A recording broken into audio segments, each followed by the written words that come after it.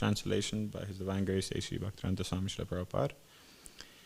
He was seated on a straw mattress and speaking to all the present, including the great sage Narada, to whom he specifically spoke about the absolute truth. Purport. The Lord was sitting on a mattress of straw because such a sitting place is accepted by persons who are practicing austerities to gain understanding of the absolute truth. In this verse, it is specifically mentioned that he was speaking to the great sage Narada, a celebrated devotee. Narada was asking Lord Shiva about devotional service, and Shiva, being the topmost Vaishnava, was instructing him. In other words, Lord Shiva understood the subject matter of devotional service. Another point in this connection is that Lord Shiva is the supreme instructor and the great sage Narada is the supreme audience. Therefore, the supreme subject matter of the Vedic knowledge is bhakti, or devotional service. Srila Prabhupada ki. Namo Bhagavate Vasudevaya. Namo Vishnudev Krishna Vedation Rutendra Swami Namna Prabhupada Jagannath Yatanamati Bhakti Sukhana Krishna Kirtana Smithrakstanamha Narayanam Namaskrityam Naram Chaiva Narottamam Devim Saraswatim Vyasam Tato Jayam Udirayet Mukam Kuroti Vachalam Pangulam Gayate Girim Yakripatamaham Vande Shri Gurum Dinatarinam Paramananda Madhavam Sri Chaitanyam Ishwaram. So, in this verse, it's mentioned that they were sitting on a mattress of durba grass, right? Durba grass is one of the holy grass. There's 5 main grass or straw types that is used in puja. And of the 2, the top best is kusha and durba, depending. And so just in this connection, we know, and for those who do puja or any kind of ritual, they know the importance of sitting on a kushasana. A kusha mat, or a place of worship, is one of the things that protect you during your puja and purify you. Therefore, we have the mantra, right? Prithvi tvayadrita loka devitam vishunadrita tvam siddhari imam nityam pavitram chasanam kuru. So you're asking Mother Earth and you're asking the asana to please protect you and keep you pure and keep your mind pure while performing puja. So this mentality we can use wherever we sit while we do any kind of ceremony. We can ask Mother Earth, we can ask the place, which is non-different from Lord Balaram, because he represents everything that's used in the Lord's service, to please protect us in our devotional service. So when we sit down to chant japa in the morning, you can ask your asana, your red mat, you can ask to please help us. It's just one more thing that's conducive in our devotional service. Yeah, anything that's used in devotional service or can help us, we should take advantage of. Right? Anything and everything. Right? As Mahaprabhu says that good advice, or how would I say, the holy name can be heard from anyone and should be taken from anyone, should be understood, should be accepted from anyone. So in the same way, good advice and help should be taken from everywhere. Not that the asana is a lowly object or something of a low standard or impure, but we should take the help where we can get it. Yeah? So that was just something I wanted to point out in this verse. Another thing in this verse that's spoke about is the importance of hearing and the importance of perfect questions and perfect answers. Thank you for... Right? Perfect questions and perfect answers. As it's mentioned here, the Lord Shiva is the supreme instructor and Narada the supreme audience. Yeah, so I wanted to speak a little bit about the importance of hearing, the importance and the benefit of hearing, and the great personalities who have changed and who have achieved the ultimate goal through hearing. Yeah, so 2 main people I wanted to speak about. One first being, of course, Sri Narada Muni. So in the first canto of Śrīmad Bhāgavatam, as many of you may know, there's a story of Sri Narada. Yeah, who has heard the story of Sri Narada? How he became Narada Muni, right? It's a beautiful, beautiful story. And we have to understand the importance of the story, because Narada uses it to tell Vyasa to do what? He tells him that basically, after compiling all the Vedas, Vyasa was still unsatisfied. He felt that something was lacking, something was missing. And so Sri Narada, his spiritual master, came and told him that you have to describe the pastimes, the activities of the Lord and his devotees. Only then will you be fully satisfied, because you would have done your supreme duty. And he uses his story, he uses his experience as the example for which Vyasadeva can understand the importance of hearing the supreme subject matter, right? So this story is very essential for us to understand the importance of hearing Śrīmad Bhāgavatam and hearing about the Lord's activities and pastimes. So I'll just briefly go through it and try to point out some important points. So Sri Narada was born in Dvapara Yuga, right? He was born as a lowly son of a maidservant.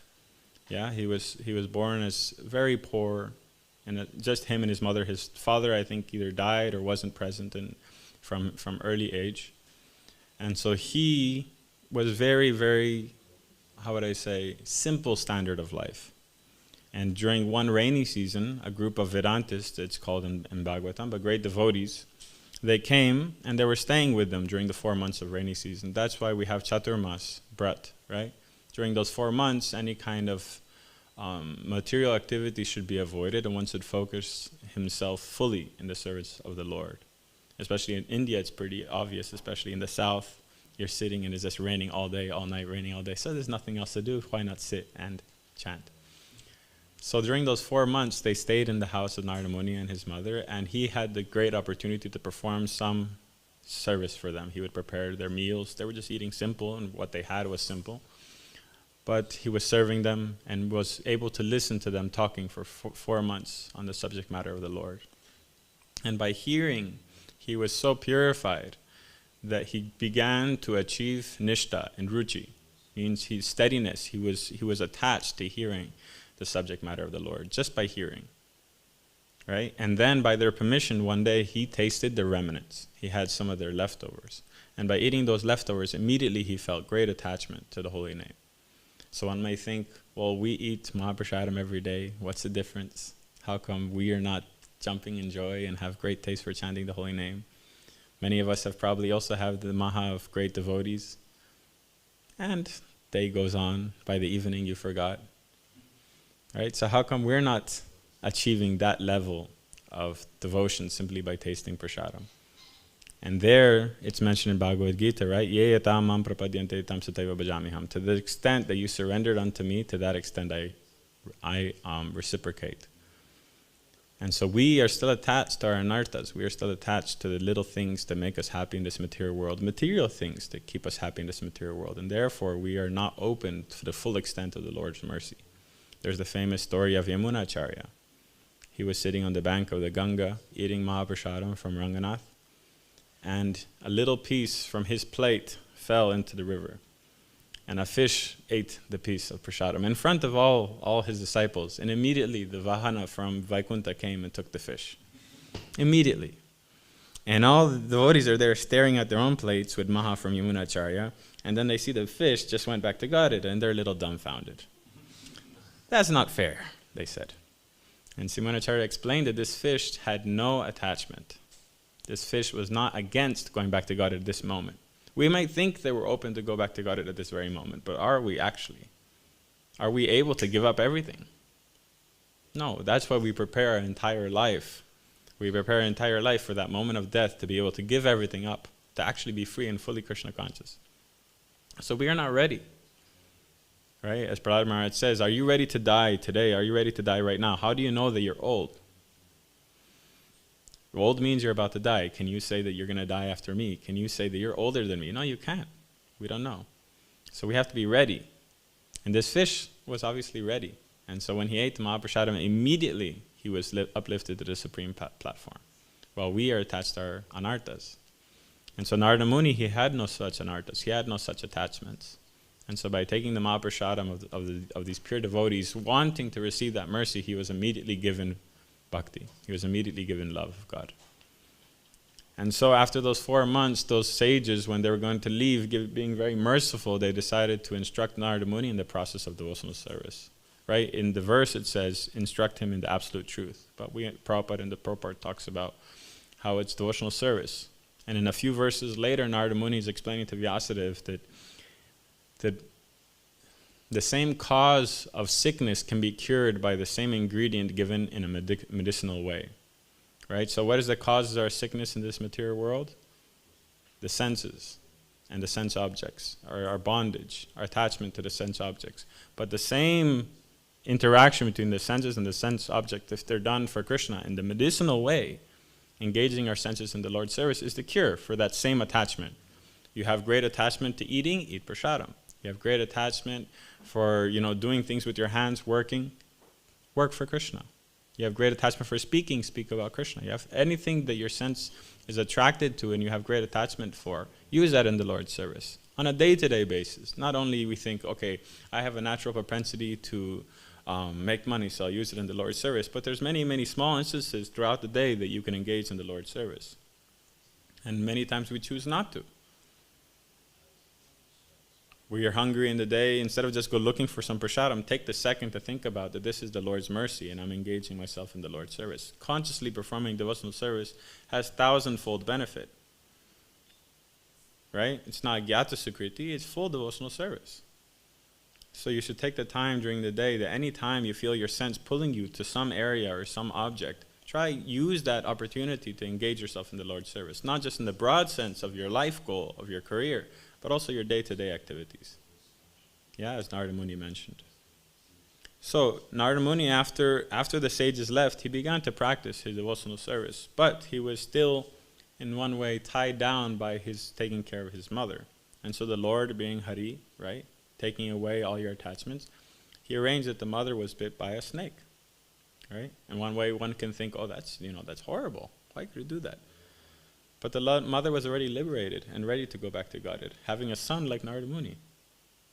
The mother herself was very devotional and very surrendered. And so she went back to Godhead, and Narada Muni was free to be able to go and travel and be able to dedicate himself fully to his devotional practices.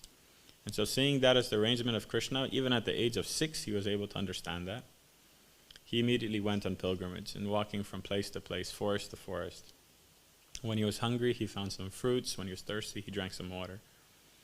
And then he sat under one tree in one place and he began to meditate on the names of the Lord and the Lord.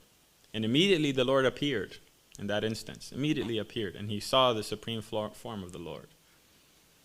And he was overjoyed with such intense ecstasy that he even didn't see himself or the Lord.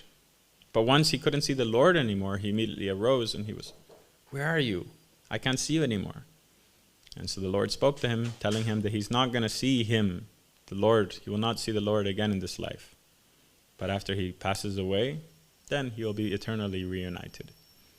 And so Narada Muni, taking that instruction of the Lord, he continued with his devotional service, traveling and traveling and traveling. And at the end of his life, he gave up this material body and achieved the ultimate, supreme, supernatural. Narada Muni's body is something that is full Satchidananda. It's the same body we have in the spiritual world. But with that same body, he can travel in 1 second. He can be in Golokadam.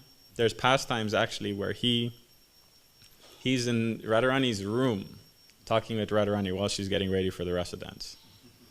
He's in her room. That's somewhere where no one can go. He's there. And the next instance, he's in the material world talking with some king.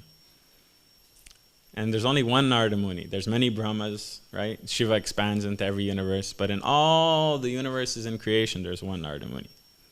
Because he can go to all of them. He can go universe to universe. Anywhere in this material world, he can go. Right?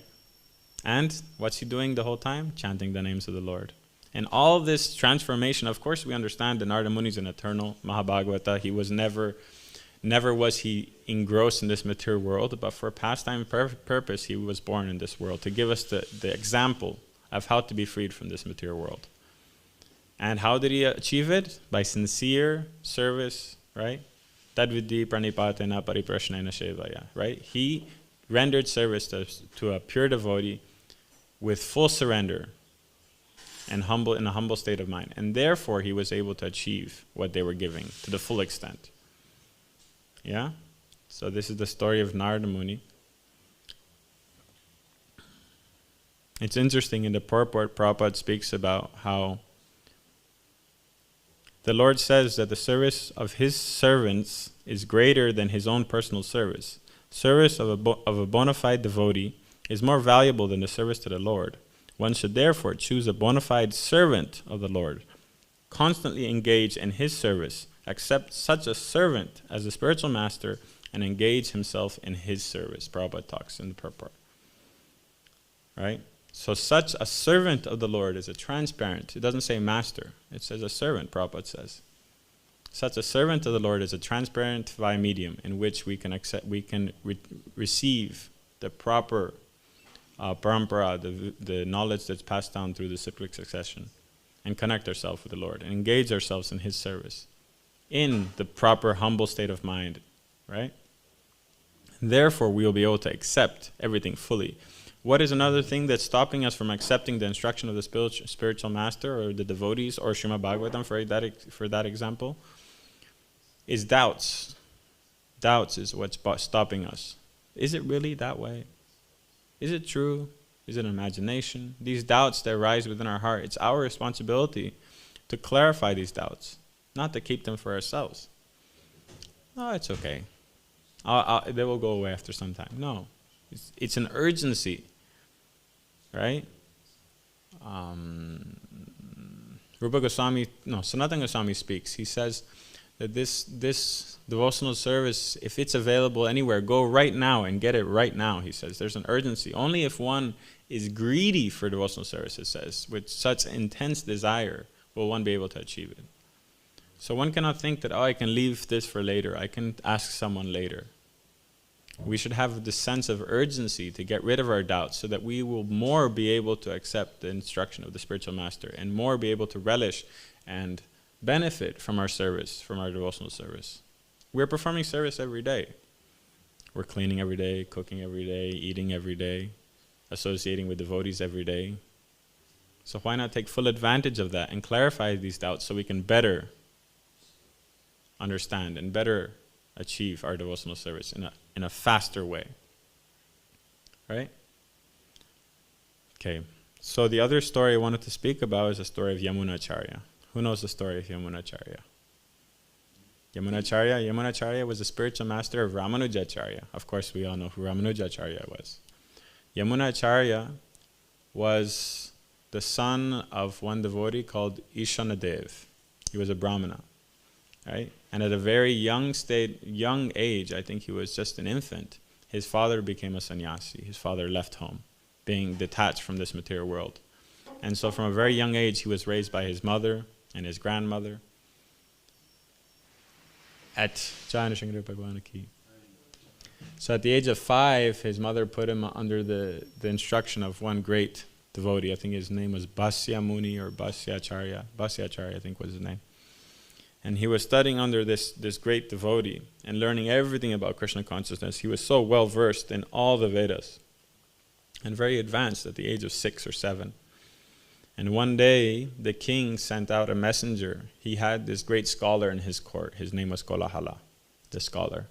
And this scholar would defeat any Brahmana who would come to challenge him. And he would go and find Brahmanas to challenge. But the thing was, the Kolahala was so proud that he put this thing that if the Brahmana would be able to conquer him, he would get half the kingdom of the king. But if he was defeated, he would have to drown himself in the Ganga.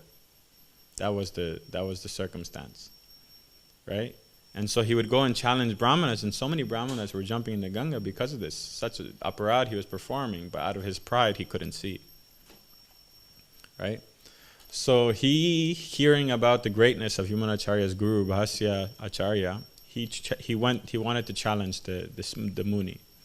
And so his messenger came to the ashram where Yamunacharya was and said, "Where is your guru? Where is your master?" Kolahala is challenging him.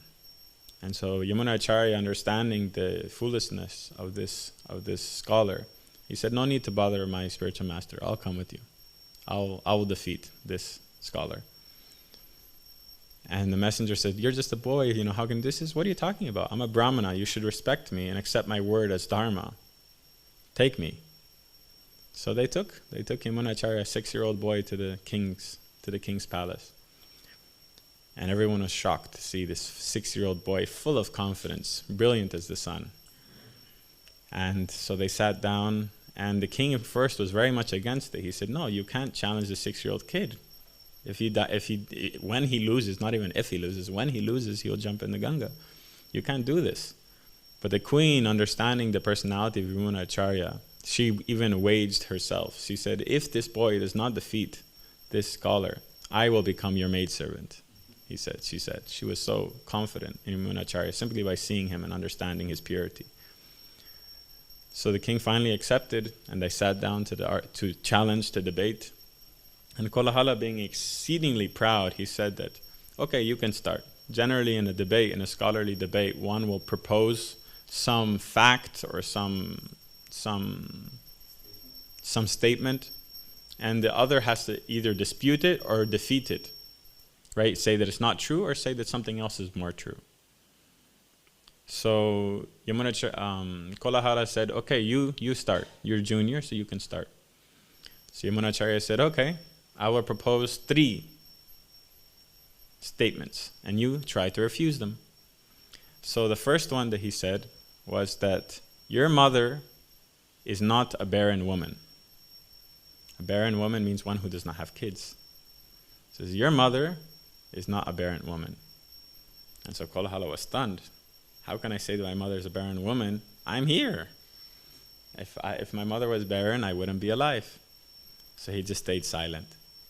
Yamunacharya said, okay, if you can't defeat the first one, then listen to the second one.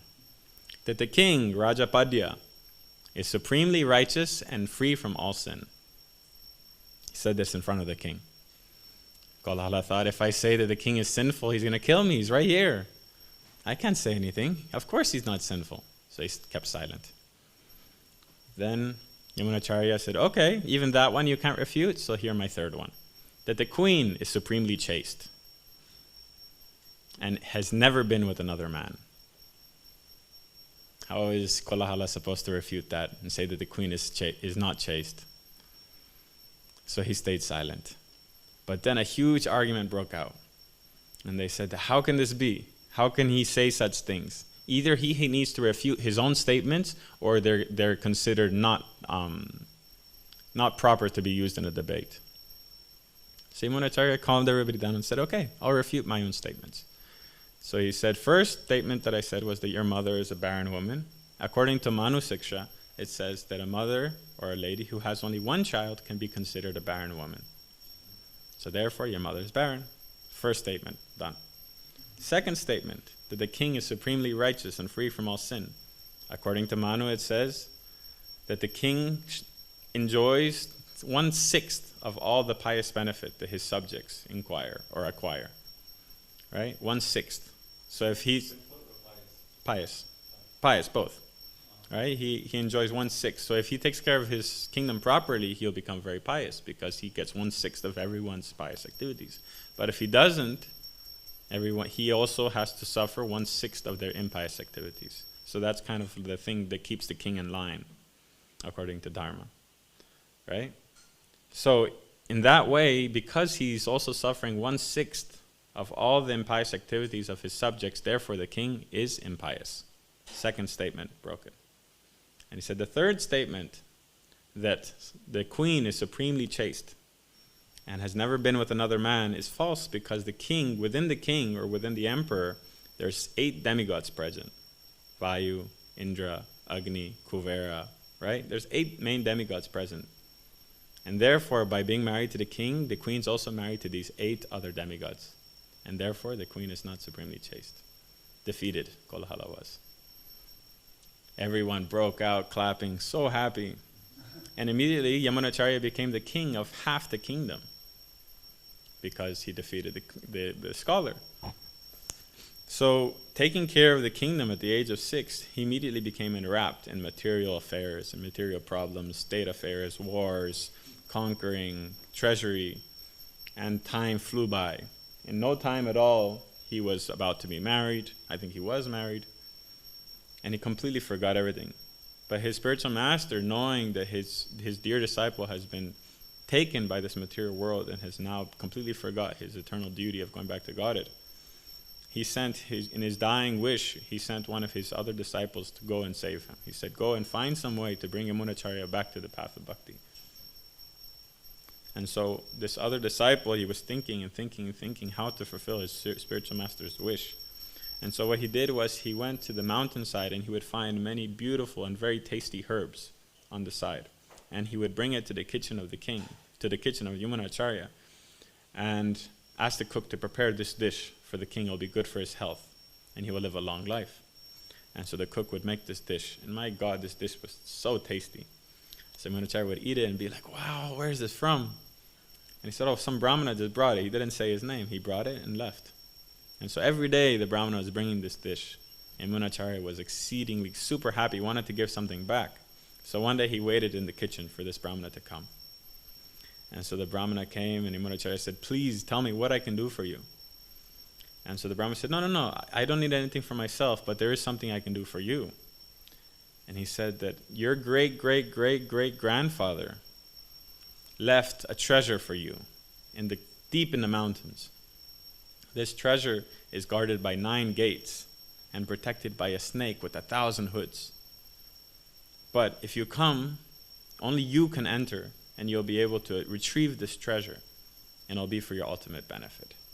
And so Yamunacharya was thinking, wow, this treasure could be, must be huge. I can use it to, conquer more kingdoms, to finance my expansion of my kingdom, to make a bigger army. So he said, okay, let's do it. How long will it take? And he said, it'll take roughly a month to get there. And so he got ready and he went. He was going to go with his whole army, and the Brahmana said, no, you can only come yourself. Only you can come, and we'll go, and only you can enter and retrieve this treasure. So he went with the Brahmana, walking. The whole way the Brahmana was talking about Krishna, talking about pastimes, talking, just to pass the time, and telling him. 1 day passed, 2 days passed, and Yamunacharya was relishing so much, hearing after so long about the pastimes of the Lord. After 1 week, Yamunacharya said, okay, I don't want it anymore. I don't want this treasure anymore. I remembered what I'm supposed to do. I don't want this treasure anymore. And Brahma said, no, you have to get it. This is for you. You have to go get this treasure. Even if you don't want it, you still should go. Yamunacharya, okay, fine, kept listening. Another week went by. I don't want to forget it. I'm going to take sannyas right now and give up this material world. Brahmana said, no, you have to see this treasure. You have to. You will see. It's so important. Kept going. He started trying to run away. The Brahmana had to tell him, it's your instruction of your spiritual master that you take this treasure. You have to go. So finally, where did they go? Ranganath. Ranganath has 9 gates and is guarded by a huge Anantashish. And on the 9th gate, he saw the face of Ranganath. And so he fell at the feet of Ranganath and fully gave up his life, fully for the service of the Lord, became a sannyasi. And of course, we know so many amazing things that Yamunacharya did. He was the spiritual master of the spiritual master of Ramanujacharya, or the spiritual master of Yamunacharya. Anyway, so through hearing, he was able to reconnect himself with the Lord, and be able to reestablish his eternal relationship through hearing the pastimes and the glories of the Lord. Right? So Srila Prabhupada also speaks in the purport to the first canto, chapter 5. In one of the texts he says,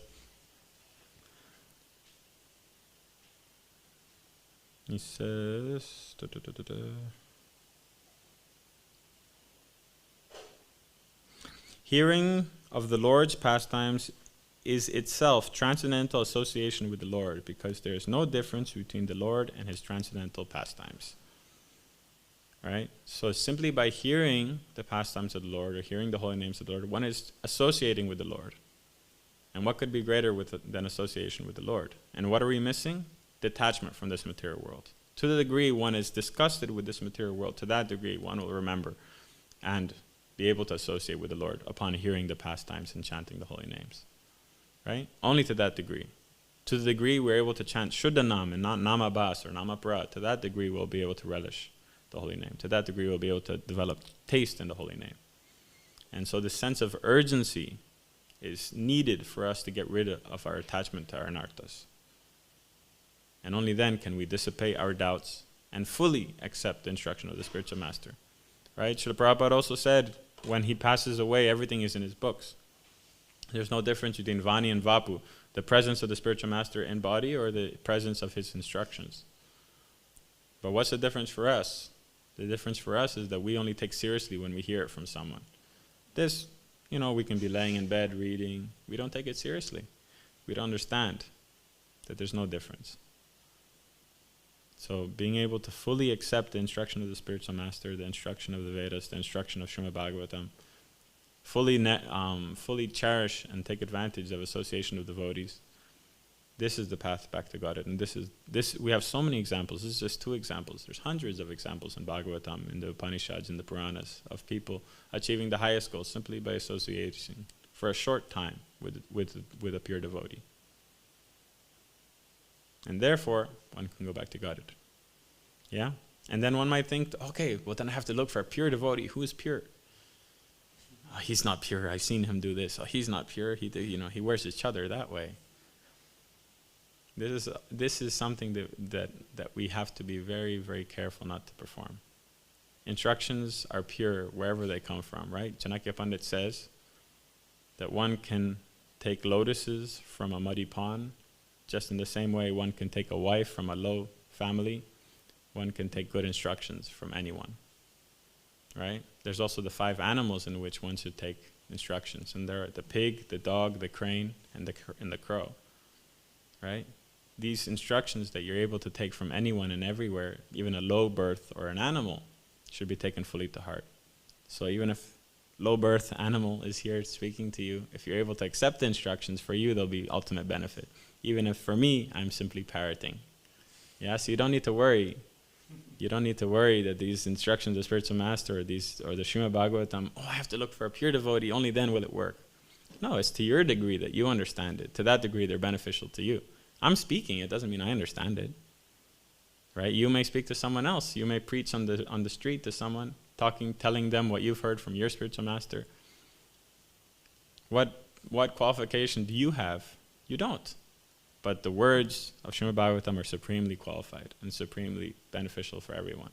So to the degree that someone's able to hear it, to that degree he will benefit.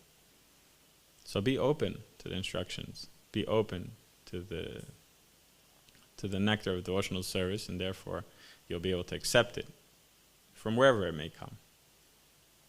Yeah? Okay. Any questions? Yes, bro. Bisschen leise vielleicht? Danke.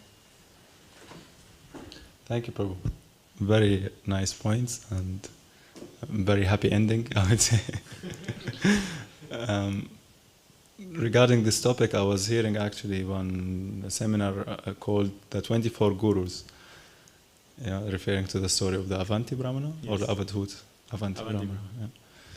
And this point is mentioned that actually the Guru is not like only, the one who is physically present telling us do this and do that, but he's helping us to see the whole world actually as our, Guru, as a representative of God. And someone may teach us by his example how to act, how to deal with this world, by his behavior, by his instructions and so on. But sometimes we don't accept this idea because somebody may behave improperly. And then he says, the lecturer of the seminar, he says, somebody teach us how to deal, how to act, and somebody may teach us how not to act. It might be the same person. Yeah. Yes, bro. Yeah, it's the example. That's why it's so important to have both. To have your Diksha Guru, your Shiksha Guru. They can be the same person, right? But to be able to accept so many people as your Shiksha Guru, to be able to accept instructions from wherever they may come to heart, is a quality that's there as one of the qualities of a Vaishnava, right? Be able to accept good instructions from anyone, right? It's something that we should really try to develop, to not let the physical or to let the first impression or to let some sort of judgment block what he's saying, right? In anger, it's one of the hardest things. I think even Chanakya Pandit talks that one of the qualities of a fool, there's the Murka Shatakam, written by Chanakya Pandit. It's the 100 fools. And one of them is someone who does not allow good instructions to come because of anger or because of jealousy, because of envy. And so you see someone or you're arguing with someone, and even though they have a good point and they're saying something right, because of anger you just shut it off. Or because of jealousy, because of envy, because of judgment, because of criticism. And that's why Vaishnava Pride is so dangerous, because it blocks you off from their instructions, from their help, from everything. Yes, bro. Thank you. Yes, Sanjay, bro.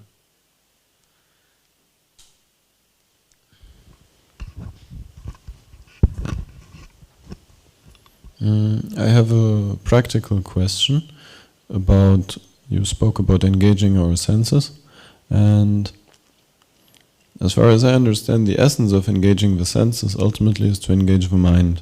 Yes. And then the issue is that sometimes we have to perform our regulated devotional activities, which are bound by punctuality also. And then, let's say, 2 hours before I'm supposed to start my service on the altar or in the whatever kind of service that is in detail, but 2 hours before that something happens to me which upsets my mind a lot, and in such a way that the natural inclination is to think that I have to deal with this, not for a selfish matter, but because, let's say, I have some involvement with some devotees who are quarreling, or I'm quarreling myself, or something like that, and I feel that this is really important. I have to deal with this internally, externally, but I have to, like, how to say? Clean it, tidy it up, and otherwise, who am I to go onto the altar? So, but at the same time, time is there, and we're supposed to stick to the frame. So, what is your understanding and realization about how to be in yoga in that situation, how to relate to the Lord properly, even though, or at the same time when some things are going on which seem to be a distraction from that service? There's something called, in puja, there's something called purvanga karma. Purvanga karma means the preliminary activities to put one's mind and soul in the proper state of mind to perform puja properly, or to perform worship properly. So to be able to develop for yourself something that works for you before performing any kind of service. It could be, paying obeisances to your spiritual master, trying to put your mind in the proper state, some verse that inspires you, right? Something that will be able to put your mind in the proper state of mind. Of course, there's many verses that are already there in Pancharat or Pradeep, or specifically because you're talking about puja. That's why I'm going that way. That help one put one's mind in the proper state of mind, right? There's Naham Viparanachanarpatir Napi Vaishno Shudra from Bhāgavatam. Putting oneself as a servant of the Dasa Dasa Anudasa, right? There is Pratashriman Navadipe Dinetam Dvijam Gurum, right? Placing oneself as the servant of the spiritual master. Śrīman Rasarambi, right? Or Jaitam Sruta Pangur. There's so many verses that if one understands the meaning, or studies the meaning by chanting it and in a humble state of mind, one can therefore get out of that very material mindset that you're coming with to whatever it is, right? And so to that extent that you feel yourself engrossed in that, to that extent you have to clean and purify yourself before performing the puja. Of course, if time is a factor, that will be limited, but you should at least endeavor. And so each time you endeavor, that will become better and better and better and better. Not 100% of the time will you be fully conscious of the Lord, but if you endeavor to put your mind at a proper state before entering the altar, before performing the puja, 10th time, the 100th time, the 1000th time, you will achieve it. Understand? So taking the seriousness or the importance or being in the right state of mind very seriously and trying to endeavor to achieve that is something that you should do regardless whether you have a difficulty with that or not. Whether you had a fight with someone or not. Whether you have a perfect day. Right? Taking that very seriously, that you feel that it's important to be in the proper state of mind, is great. And it's a stepping stone. It's the beginning. Right? It's like Ado Shraddha Tata Sadhu Sangha. There's the first faith that's important. And then you're endeavoring for it. Understand? So if you're feeling already that's disturbing you, that's a good sign. It's not a negative thing. It means that you're conscious of it. Other devotees, they'll go through it, right? I'm not criticizing other devotees, but I'm saying, right? You'll just go through it without even thinking about it. But if you're conscious of it, that's the first step. Then to nullify that would be to perform something before you have to do your service that would purify that. And ultimately, what will happen is that you understand that all these things are material and not important. All these things are very minimal in the broader idea of life, what to speak of the spiritual world, of giving up this life. right? This momentary distractions or momentary arguments we have between our friends, between devotees, or these, whatever difficulties may arise in the day aren't that important. But in the moment, yeah, they're everything. It's impossible to, just like Arjuna. Right? He's on the battlefield having to fight his family, and he was completely bewildered. But Krishna had to instruct him, right? So we find instructions, we find verses. For myself, that's what I always feel I do, is that you really try your best to put yourself in the right state of mind. And therefore we have the Puranga Karma, beginning with Achaman. Right? And then that helps us purify the body, mind, and soul, so that we are ready to perform puja. Right? So finding something that works for you. I'm not saying to invent and to find verses. What I'm saying is something that you can do even when you're just going to do offering quickly. Instead of just doing a momentary achaman, do something extra. Be it chanting your Gayatri, chanting one round, and really praying to Krishna, help me put my mind in the proper state so I can think of you and worship you in the proper state of mind. Understand? It could be chanting Sikshashtakam. There's so many things that we can use to help us get that. And so every time you do that, it will help you practice that, forgetting all these material things and focusing on the Lord. And focus is a skill. It's something that needs to be trained. It's not something that you'll gain momentarily. You want to focus for 1 hour chanting japa, it's not easy. You start with 2 minutes, you start with 1 minute, you start with one syllable of the Maha Mantra to be focused, thinking of Krishna. Then 1 Maha Mantra, then 5 Maha Mantras, then 1 round, then 10 rounds, and then all 16 focused, and then go for 64. But it starts one step at a time, Guru. It starts one step at a time. So not 100% of the time will you be able to achieve that state of mind, but the fact that you're endeavoring is all that matters. Right? There's that famous verse, Murko variti vishnaya, dhiro vavati vishnave, uvayosta samam punyam bhavagrahi janardana. The fool says, the murka says vishnaya, because he doesn't know. Dhiro, the brahmana, says vishnave. He says it properly. Ubhayosta samam punyam. Both get the equal benefit, because bhavagrahi janardana, the sentiment is what Janardana accepts. Means Vishnaya, it means the fool doesn't know how to say it properly, so he says Vishnaya. It doesn't mean, it's just, he's mispronouncing Vishnave, but he says Vishnaya, right? So the fool, he doesn't know how to say Vishnave properly, so he says Vishnaya.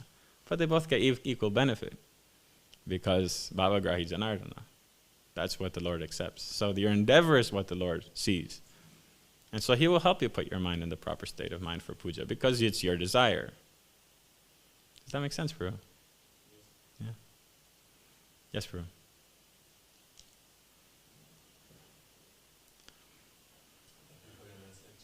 Thank you. Yes. You were mentioning the story of Narada Muni, and that later it became obvious that he is an eternal associate of the Lord. Also, Bhagavad Gita says that there are fallible and infallible beings. So my question is, when we start from this fallible side on, do we have a chance to become infallible or even eternal associates of the Lord? Of course. We may not be able to, or I shouldn't say may not be able to, I should say we may not want to travel between, right?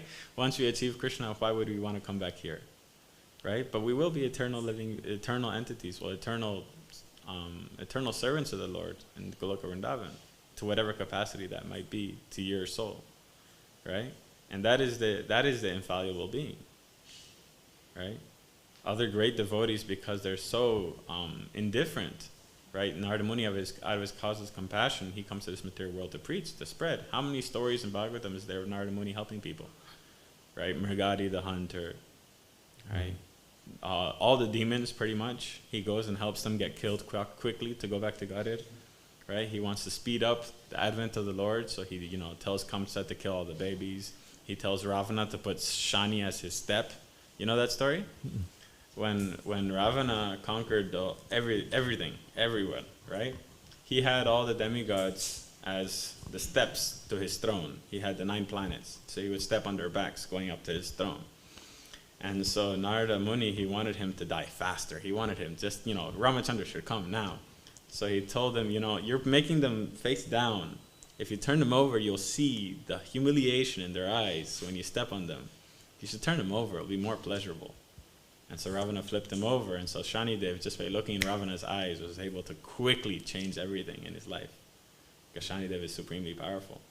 Shanidev, because Ravana was so angry at Shanidev, anyway, we're going in a different direction, but Ravana was so angry at Shanidev because when Indrajit was born, Ravana placed all the planets in the perfect positions. In perfect positions, so he could be immortal, supremely powerful and everything. But when it was time for Indrajit to be born, Shanidev, he was the fastest, so he just went to the other side. And it meant he would die at a young age. And so Indra was Ravana was so angry, he cut off Shanidev's legs. And that's why Shanidev is now the slowest. Out of the 9 planets, he's the slowest. And that's why we have like 35 years of Shani, according to astrology. But for us devotees, Shani is our best friend. Right? He takes away our material attachments and engages us in the Lord's service. But Narada Muni, out of his supreme mercy, he comes to this material world constantly. Because for him it's indifferent. It's all the Lord's pastime, it's transcendental.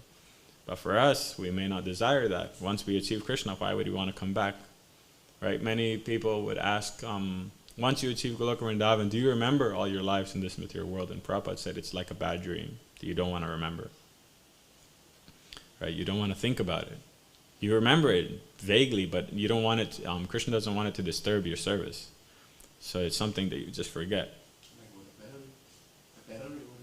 what did Prabhupada say? It's a bad dream. A bad dream. Like a bad dream.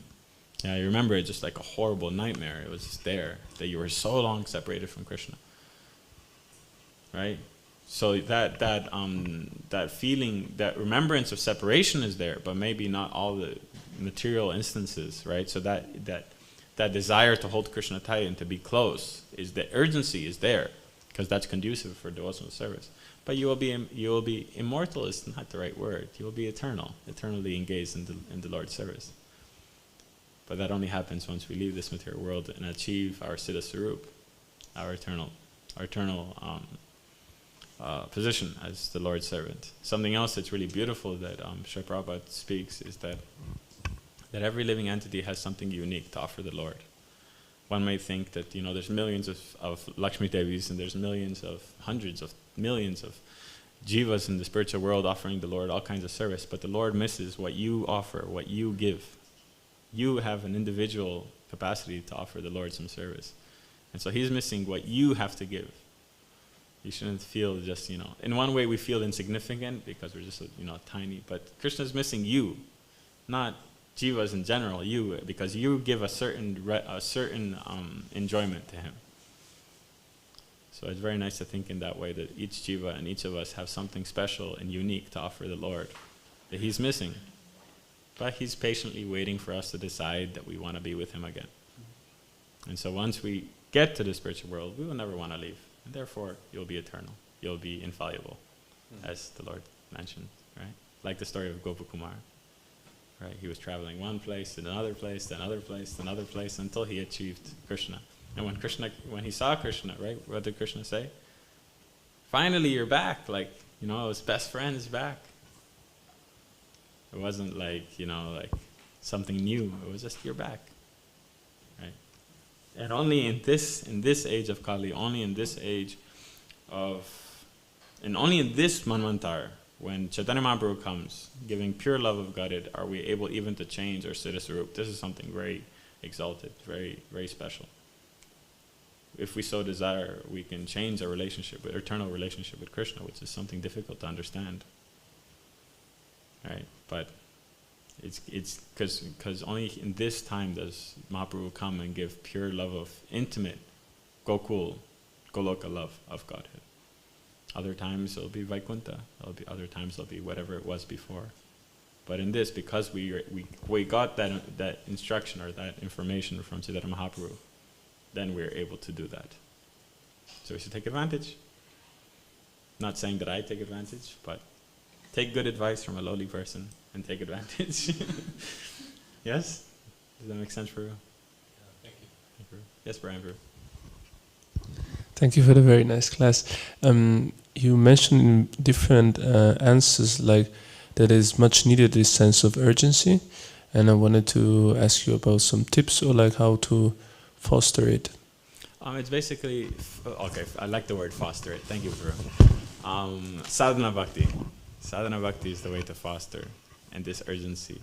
So Pancharatra Pradeep gives us a perfect explanation of every hour and every minute of our day, how we're engaged in the Lord's service. We wake up in the morning. Why do we wake up in the morning? To be clean, to be ready for the Lord's service, to be there for His darshan. So being on time for Mangalarti and that urgency to be on time for Mangalarti, right? Again, take instruction from someone who doesn't come to Mangalarti, but that urgency is already a part of your devotional service. So to practice that taking full advantage of every moment of your day in the Lord's service is something that can already start to make you understand the importance of it. Then once you're already performing it, as many of you are, why not take full benefit? It's kind of like you have, I'm just trying to think of a good example. You have a pizza, yeah? And you could put amazing cheese and everything on it, but you're eating the dry base of the pizza with nothing else. It's all there. You just could add it on and have the best pizza, but no, you're having the dry base. Yeah, but without oil, bro. Without oil, without anything, without salt. You could have it all, but you're not. So you're doing it anyway. You're doing all the devotional service anyway. Why not do it consciously and be fully open to its full benefit? And how do we do that? By diminishing our doubts and being open for it.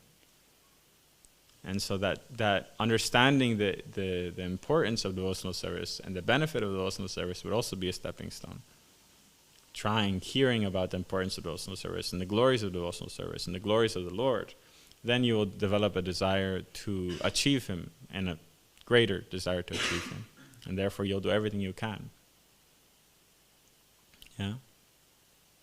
So that's I forgot who was saying, but they were saying basically, if you have the opportunity to get more benefit out of the same amount of work, why not do it? Right? You're anyway doing it. You're anyway waking up. You're anyway taking a bath. You're anyway chanting. You're anyway. Why do it half-mindedly? Why do it, just because? It will give benefit, but after how many lifetimes, right? Right, like it says in Chaitanya Charitamrita, right? Bahu janma kariyadi shravana kirtana tabutana paya Krishna paya paramadana. Many, many lifetimes you can go on chanting the holy name. Right, so take it seriously.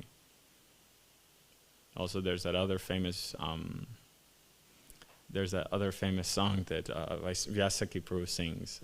Sadagaye makiye tilak gaura milena nitai nilena bolamol. Right?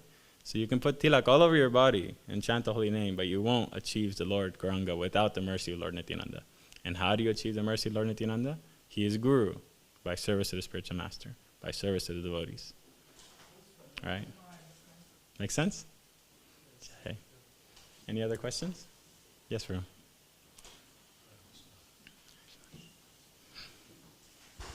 Yeah, my question is, you were mentioning that no matter what material attachment you have, you can use it in the service of the Lord. But I would love you to point that a little bit, make it a little bit clear. When you're reading and when you're studying, you have association, and more or less you know what is most pleasing to the Lord. So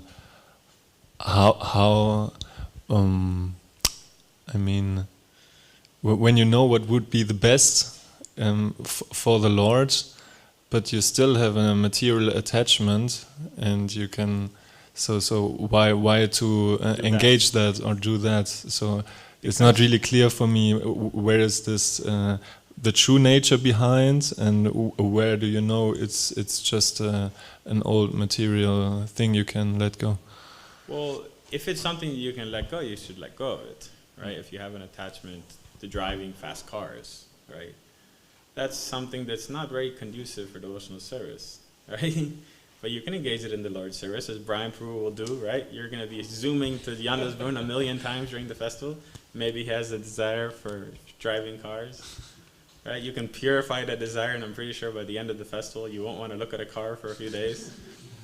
But like you said, it's not the most conducive thing for devotional service. But therefore, Krishna says in Bhagavad Gita, right? Sakam karma bhakti karma yoga, right? So yes, it's not the most conducive. If we want to eat lasagna, we make lasagna, we offer lasagna. It's not we're thinking about Krishna. We're offering the lasagna because we want to eat it, not offering the lasagna because we want Krishna to eat it.